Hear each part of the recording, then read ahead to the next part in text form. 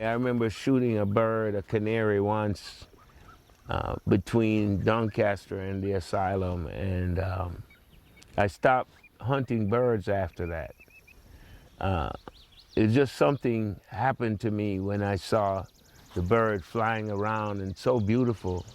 And then you, test your prowess as a young person that could shoot a bird with a slingshot from, good distance away. When that happened and I went and picked up the bird, that was the last time. After that, I couldn't do it anymore.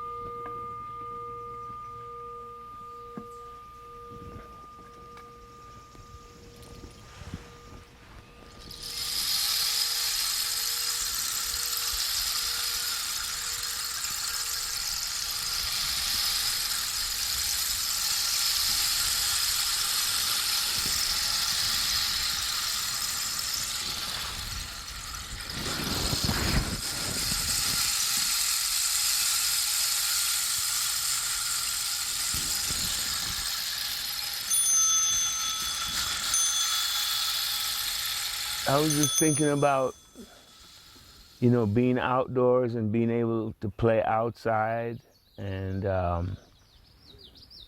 you know, that what it would be like if children that grow up in the city could come out to a place like this at least 3 times a year and spend a couple weeks, or at least a week, sometime, even a weekend. The transformation, the aspects of listening, hearing differently, not constant barrage of mechanical sounds and the intensity of roving cars, the inner peace that it brings, and listening to the birds, all these different languages and sounds, and to have that as our carpet while we're out here is so powerful.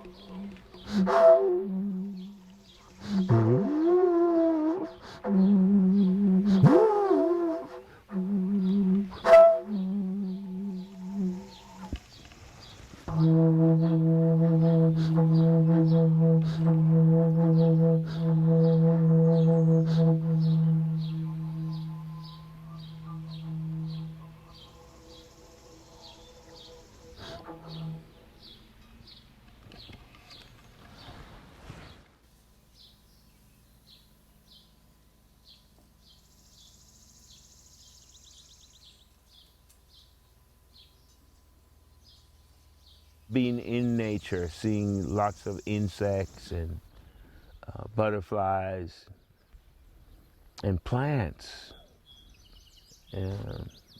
Phenomenal experience. So I'm sure that's impacting what we're doing.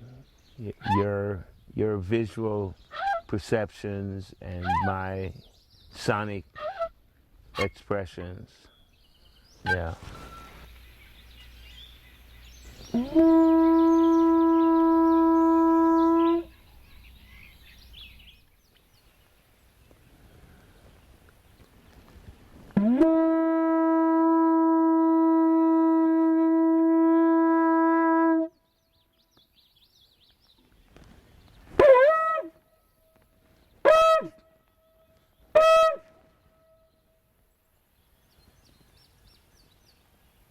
This is called an Akroben. In Jamaica, we call it Abeng, and it comes from Ghana, and it's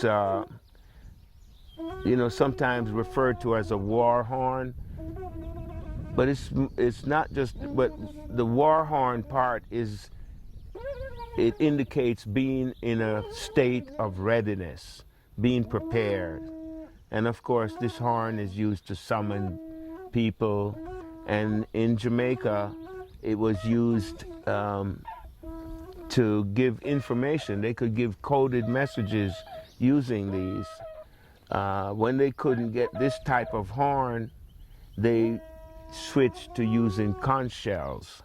And the Maroons of Jamaica, who fought the British for their freedom, would use the conch shell or the Abeng, goat's horn or cow horn, and transmit messages that way. Because, as you know, they carry for a very long distance.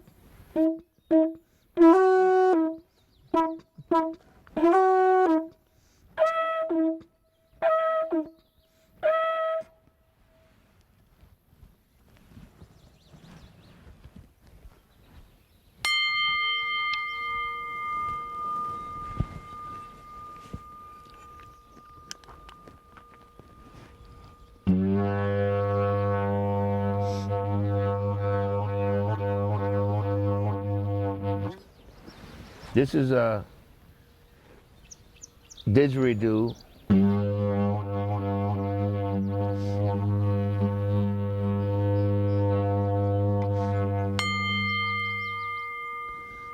Invented by the Australian Aboriginals, and it's said that the Didjeridu is about 60 to 70,000 years old, that concept. And many cultures have low horns that they play, but the Aboriginals have a unique feature to their playing, which is to circular breathe playing the instrument, which makes for doing very complex things with a very simple device.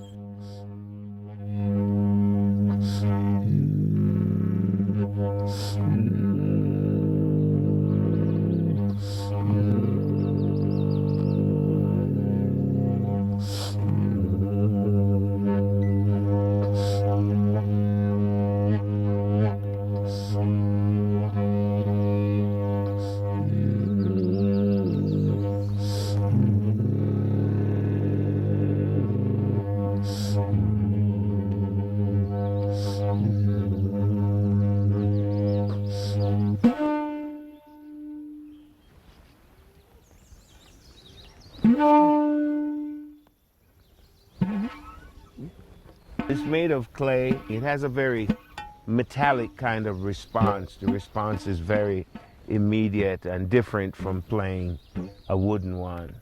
So I love playing various materials fashioned into a didgeridoo.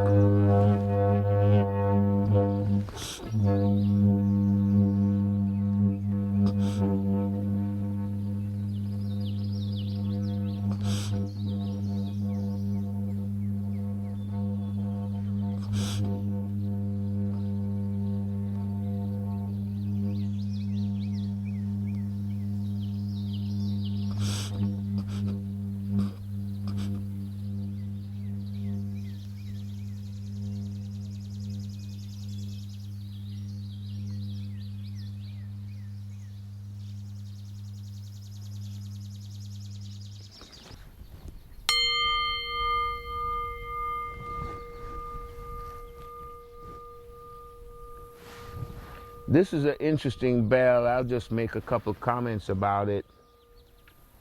When I went to Loop College, they were switching from bells as an alarm system to buzzers, and I was able to get a few of these. It's a beautifully made bell. It's steel on the inside, covered with brass on the outer side. It's a very thin layer of it, but it has a tremendous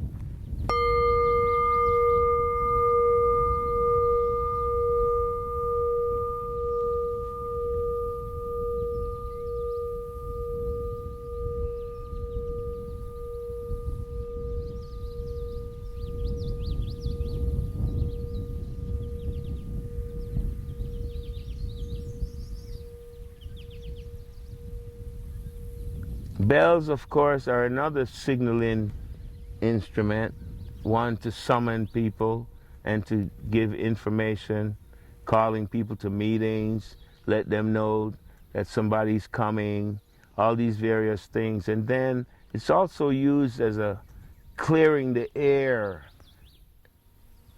implement or device, if you will. And I love bells of all kinds and have hundreds of them, and I'm never tired of getting another one. Plus, I give them away on occasion, and I use them in my sonic sprees, so to speak. On my case is a sticker for the Association for the Advancement of Creative Musicians it's going into its 56th year. It became 55 May 8th, 2020. It was started in Chicago by black musicians as a way of having self-determination, being able to create original music under and playing it on your terms in venues that you want to play in, and providing music that you have developed.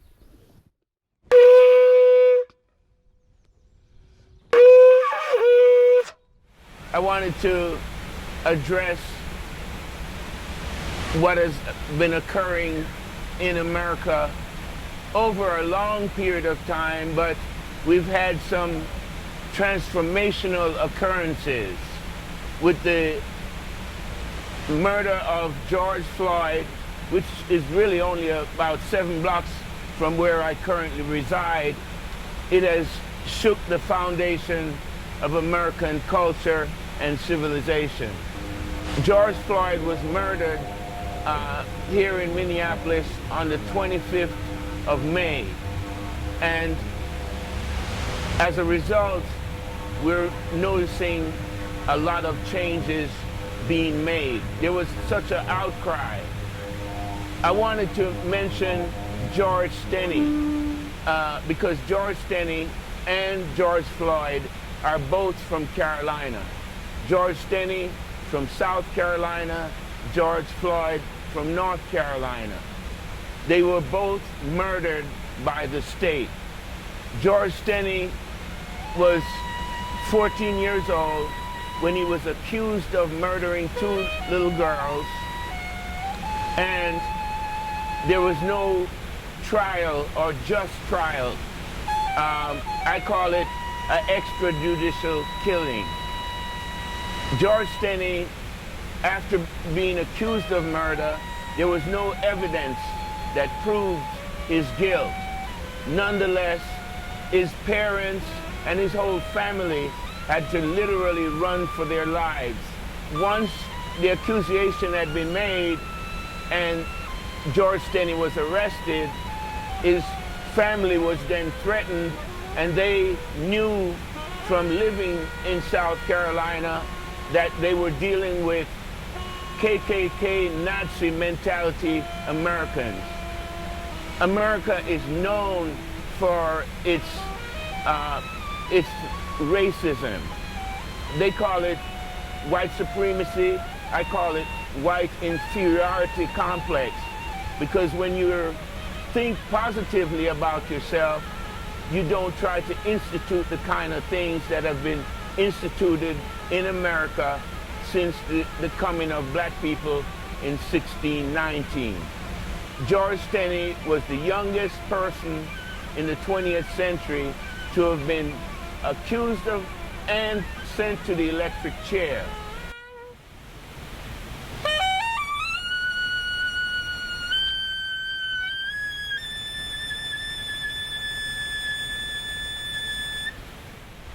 George Floyd, who came from North Carolina, was murdered here in Minneapolis, on the 25th of May, 2020.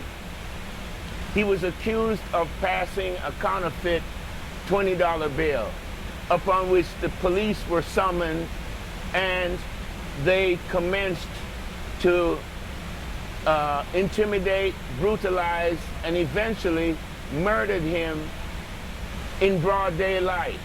One of the officers kneeling on his neck for 8 minutes and 46 seconds.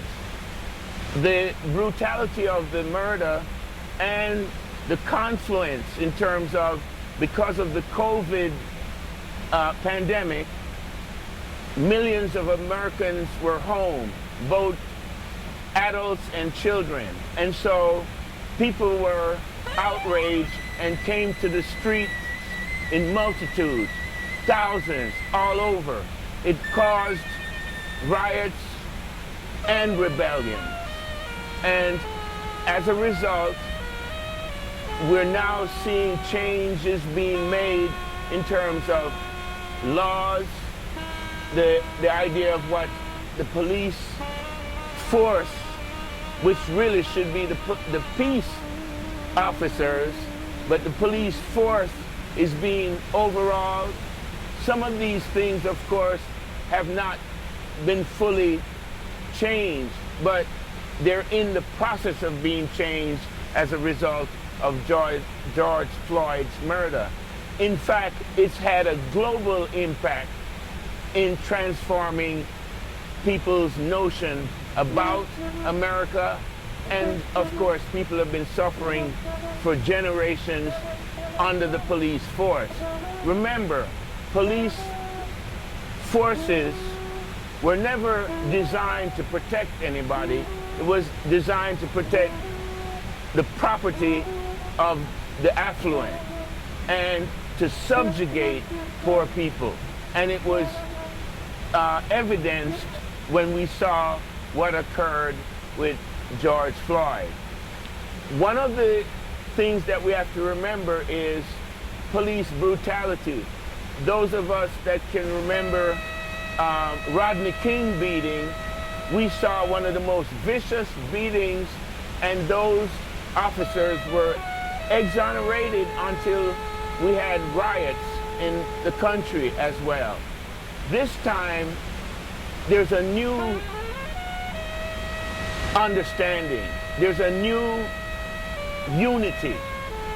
When we saw the representation of the population here in terms of the variety of ethnicities, every ethnicity was represented in these demands. We demand justice and equality, and we're doing things we must do to attain our goals. No justice, no peace, just pieces. Truth is power. People is the power.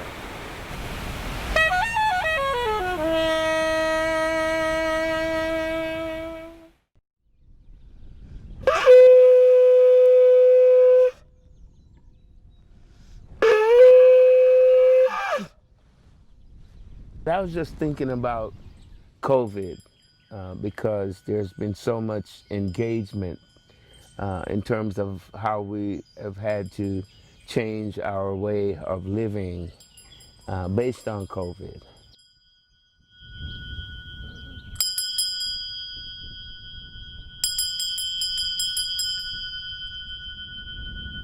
I feel that COVID is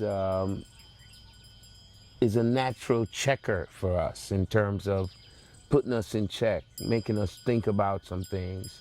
We molested COVID, and COVID is a very intelligent virus, knows where to go, who to be to make a host, who to make a dispenser. And I think it's been an important thing for humans because we're so reckless and so grabalicious. We want to run and control everything. And we're reckless with that.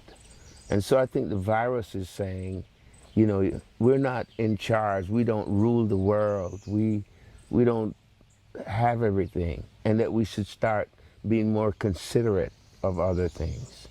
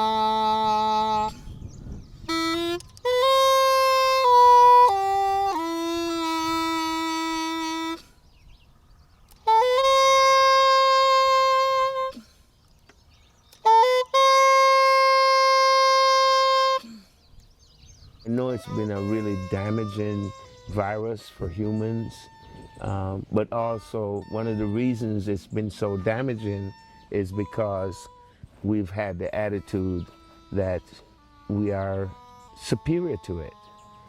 And so we've been irresponsible about how we should go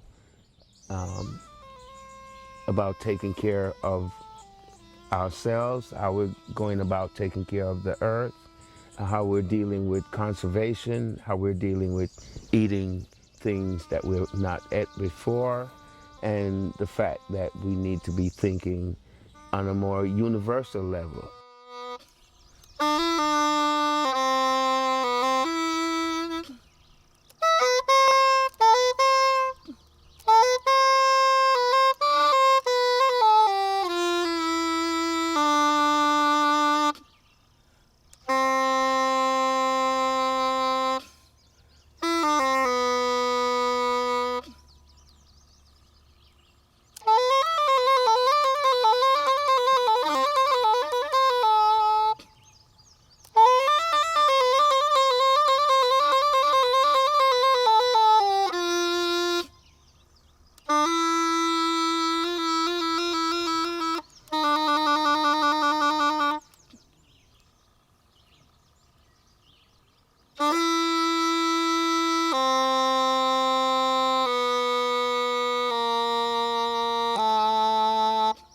I know right now there's this drive towards nationalism and borders and all that sort of thing, but that's really passe on a lot of levels. I think those things belong at a ball game.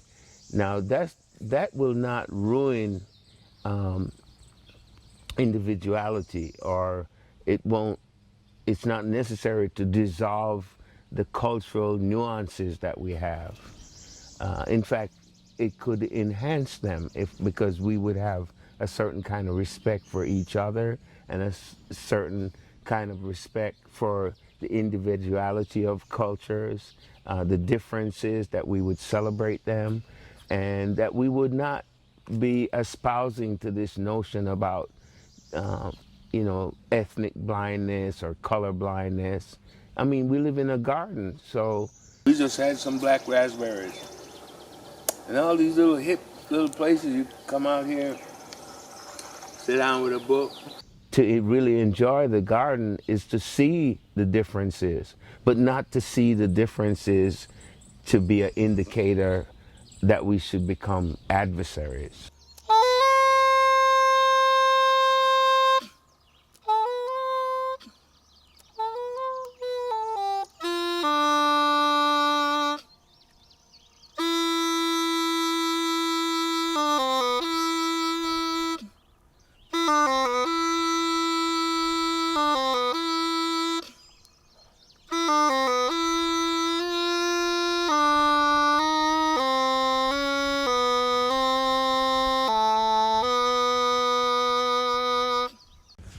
I see COVID as a tuner-upper, that we're being tuned up, and our thoughtlessness is going to make the virus stick around more. If it finds a host, it's going to stick around, and we're providing that by being reckless and being thoughtless. And these things really point that up, because you see people out. We know that we don't have a vaccine, and that really the only defenses we have, are to be intelligent about it. Wear a mask. Whether you're young or you're old, or whatever age you are, wear a mask.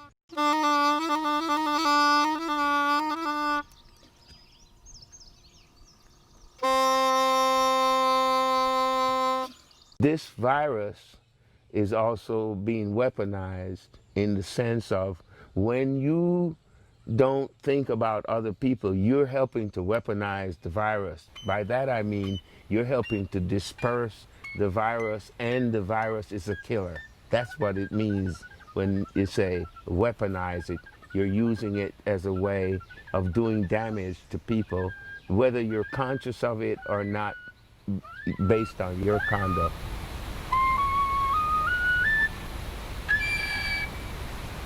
Well, I think that we're really here to be happy. That's the first law, is I'm here to be happy. That's what you're supposed to tell yourself every day.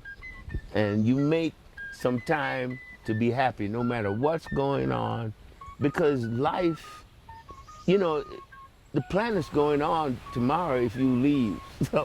So you ain't all that. We're living, we're making a new paradigm, and at the same time, we're cognizant of the albatrosses that must be removed in order for us to soar as humans, and we can do that. And we are doing that in our daily lives too. Even when your life is challenging, you have to look at the bright side. Yes.